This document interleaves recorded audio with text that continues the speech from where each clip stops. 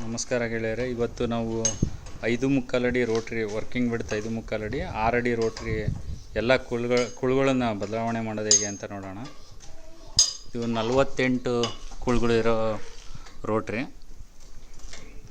ಇದಕ್ಕೆ ಏನೇನು ಸಾಮಗ್ರಿಗಳು ಬೇಕು, ನಿಮಗೆ ಮನೆಯಲ್ಲೇ ನೀವೇ ರೈತರೇ ಹೇಗೆ ಬದಲಾವಣೆ ಮಾಡ್ಕೋಬೋದು ಅನ್ನೋದು ನೋಡೋಣ.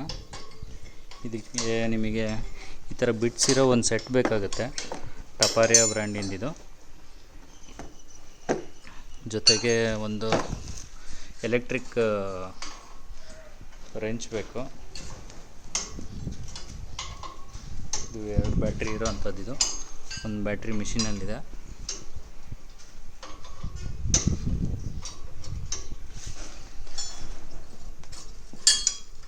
ಈ ರೋಟ್ರಿ ಕುಳುಗಳನ್ನು ಬದಲಾವಣೆ ಮಾಡೋದಕ್ಕೆ ಸುಮಾರು 1,500ದಿಂದ 2,000 ರೂಪಾಯಿ ತನಕ ಕೇಳ್ತಾರೆ.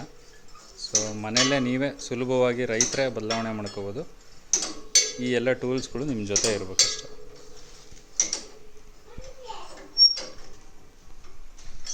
ಇದಕ್ಕೆ ನಿಮಗೆ ಒಂದು ಎಕ್ಸ್ಟೆನ್ಷನ್ ಬಾರ್ ಬೇಕು, ಪ್ಲಸ್ ಇದು ಒಂದು ಈ ಥರ ಪೂರ್ತಿ ರೊಟೇಟ್ ಆಗೋ ಅಂಥದ್ದೊಂದು 22 ಬಿಟ್ಟು, ನಿಮ್ಮ ಕುಳುಗಳು ನಟ್ ಸೈಜ್ ಏನಿರುತ್ತಲ್ಲ ಆ ಥರದ್ದು, ಆ ಸೈಜಿನ ಬಿಟ್ಟು